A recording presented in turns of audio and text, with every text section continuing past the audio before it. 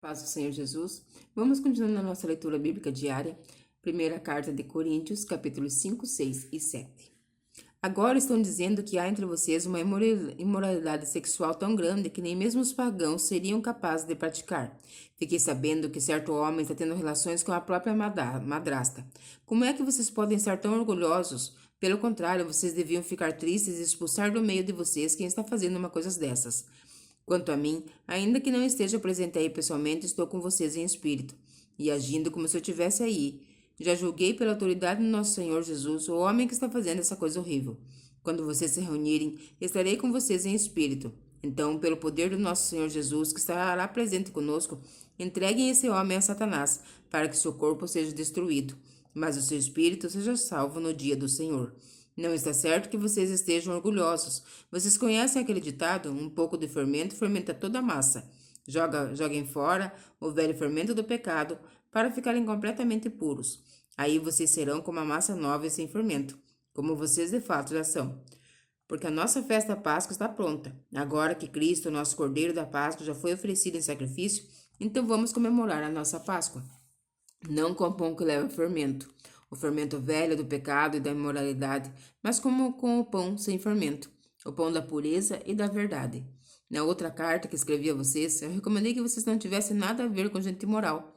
Eu não quis dizer que neste mundo vocês devem ficar separados dos pagãos, que são imorais, avarentos, ladrões ou que adoram ídolos, pois para evitar essas pessoas, vocês teriam de sair deste mundo. O que eu digo é que vocês não devem ter nada a ver com ninguém que se diz irmão da fé, mas é imoral ou avarento, ou adora ídolos, ou é bêbado, ou difamador, ou ladrão. Com gente assim, vocês não devem nem comer uma refeição. Afinal de contas, eu não tenho o direito de julgar os que não são cristãos. Deus os julgará. Mas será que vocês não devem julgar os seus irmãos na fé? Como dizem as Escrituras Sagradas, expulsem do meio de vocês esse homem imoral. Capítulo 6. Quando algum de vocês tem alguma queixa contra um irmão na fé, como se atreve a pedir justiça a juízes pagãos em vez de pedir ao povo de Deus que resolva o caso? Será que vocês não sabem que o povo de Deus julgará o mundo? Então, se vocês vão julgar o mundo, será que não são capazes de julgar essas coisas pequenas? Por acaso vocês não sabem que nós julgaremos até mesmo os anjos? Muito mais, então, devemos julgar as coisas dessa vida. Portanto, se surgir alguma questão dessas, será que vocês vão procurar pessoas que são desprezadas na igreja para julgar nesses casos? Que vergonha! Será que entre vocês não existe alguém com bastante sabedoria para resolver uma questão entre irmãos? É claro que existe, mas o que acontece é que um irmão em Cristo leva ao tribunal a sua queixa contra outro irmão e deixa que juízes pagãos julguem o caso. Só o fato de existirem questões entre vocês já mostra que vocês estão falhando completamente. Não seria melhor aguentar a injustiça? Não seria melhor ficar com o prejuízo? Pelo contrário, vocês cometem injustiça e roubam, e fazem isso tudo contra os seus próprios irmãos. Vocês sabem que os maus não terão parte no reino de Deus. Não se enganem, pois os imorais, os que adoram ídolos, os adúlteros, os homossexuais, os ladrões, os avarentos, os bêbados, os caluniadores e os assaltantes não terão parte no reino de Deus. Alguns de vocês eram assim, mas foram lavados do pecado, separados para pertencer a Deus e aceitos por Ele, por meio do Senhor Jesus Cristo e pelo Espírito do nosso Deus. Alguém vai dizer: eu posso fazer tudo o que quero. Pode sim, mas nem tudo é bom para você. Eu poderia dizer: posso fazer qualquer coisa, mas vou deixar que nada me escravize. Outro vai dizer: o alimento existe para o estômago e o estômago existe para o alimento. Sim, mas Deus acabará com os dois. O nosso corpo não existe para praticar a imoralidade, mas para servir o Senhor. E o Senhor cuida do nosso corpo. Pelo seu poder, Deus ressuscitou o Senhor e também nos ressuscitará a nós. Será que vocês não sabem que o corpo de vocês fazem parte do corpo de Cristo? Será que eu vou pegar uma parte do corpo de Cristo e fazer com que ela seja parte do corpo de uma prostituta? É claro que não. Ou será que vocês não sabem que o homem que se une com uma prostituta se torna uma só pessoa com ela? As Escrituras Sagradas afirmam: os dois se tornam uma só pessoa, porém quem se une com o Senhor se torna espiritualmente uma só pessoa com Ele. Fujam da imoralidade sexual. Qualquer outro pecado que alguém comete não afeta o corpo, mas a pessoa que comete imoralidade sexual peca contra o seu próprio corpo. Será que vocês não sabem que o corpo de vocês é o templo do Espírito Santo? Que vive em vocês e lhes foi dado por Deus?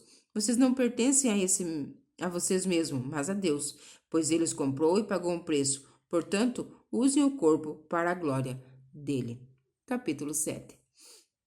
Agora vou tratar dos assuntos a respeito dos quais vocês me escreveram. Vocês dizem que o homem faz bem em não casar, mas eu digo que, já que existe tanta imoralidade sexual, cada homem deve ter sua própria esposa e cada mulher o seu próprio marido. O homem deve cumprir o seu dever como marido e a mulher também deve cumprir o seu dever como esposa. A esposa não manda no seu próprio corpo, quem manda é o marido. Assim também o marido não manda no seu próprio corpo, quem manda é a sua esposa. Que os dois não se neguem um ao outro, a não ser que concordem em não ter relações por algum tempo, a fim de se dedicar à oração. Mas depois devem voltar a ter relações, a fim de não caírem nas tentações de Satanás, por não poderem se dominar. Não digo isso como uma ordem, mas como uma sugestão. Realmente, eu gostaria que todos fossem como eu, porém cada um tem um dom que Deus lhe deu. Um tem este dom e outro aquele. Aos solteiros e às viúvas eu digo que seria melhor para eles ficarem sem casar como eu. Mas se vocês não podem dominar o desejo sexual, então casem, pois é melhor casar do que ficar queimando de desejo.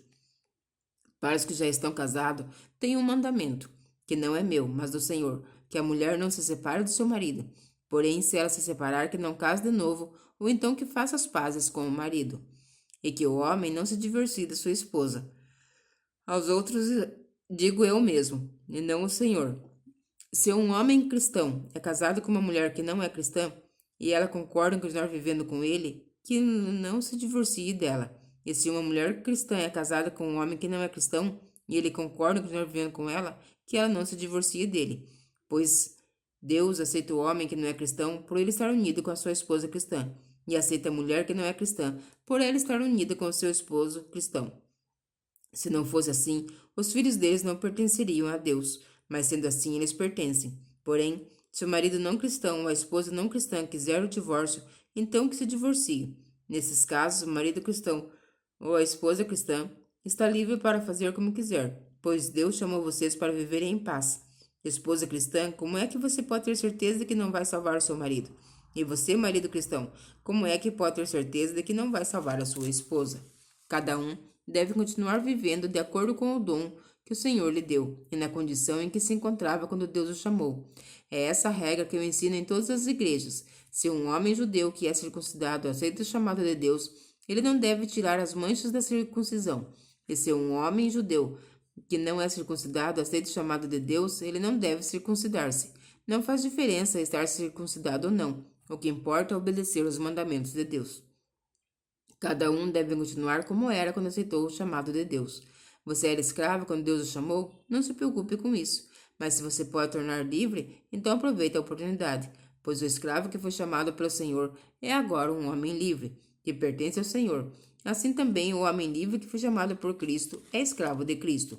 Deus comprou vocês por um preço.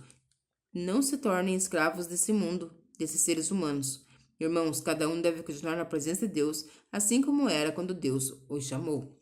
Para os solteiros, eu não tenho nenhum mandamento do Senhor, porém dou a minha opinião como uma pessoa que, pela misericórdia do Senhor, merece confiança. Por causa dos tempos difíceis em que vivemos, eu penso que é melhor para o homem ficar como está.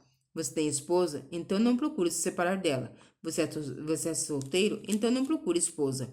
Porém, se você casar, não estará cometendo pecado. E se uma moça solteira casar, também não estará cometendo pecado.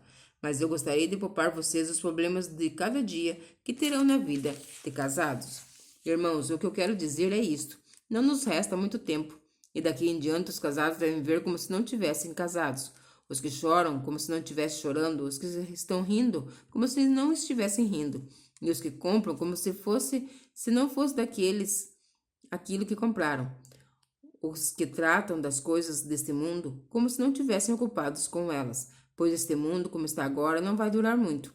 Eu quero livrá-lo de preocupações. O solteiro se interessa pelas coisas do Senhor porque quer agradá-lo, mas o homem casado se interessa pelas coisas desse mundo porque quer agradar a sua esposa, e por isso é puxado para as duas direções diferentes.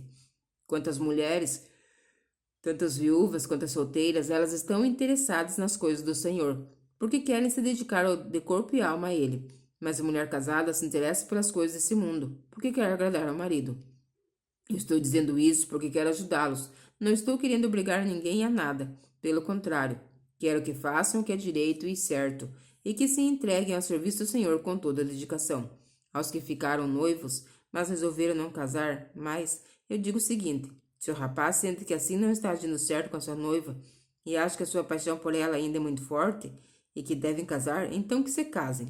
Não existe pecado nisso, mas se pelo contrário o rapaz não se sente na obrigação de casar, se está mesmo resolvido a ficar solteiro e será capaz de dominar a sua vontade e já resolveu o que deve fazer, então faz bem em não casar com a moça. Assim, quem casa faz bem, mas quem não casa faz melhor ainda. A mulher não está livre enquanto seu marido estiver vivo. Caso o marido morra, ela fica livre para casar com quem quiser, contanto que case com um cristão. Porém, ela será mais feliz se ficar como está. Esta é a minha opinião, e eu acho que também tem o Espírito de Deus. Amém? Eu te espero amanhã para mais uma leitura bíblica diária. Que o Senhor Jesus continue te abençoando, a minha vida, a tua vida, que você fique na paz do Senhor Jesus Cristo.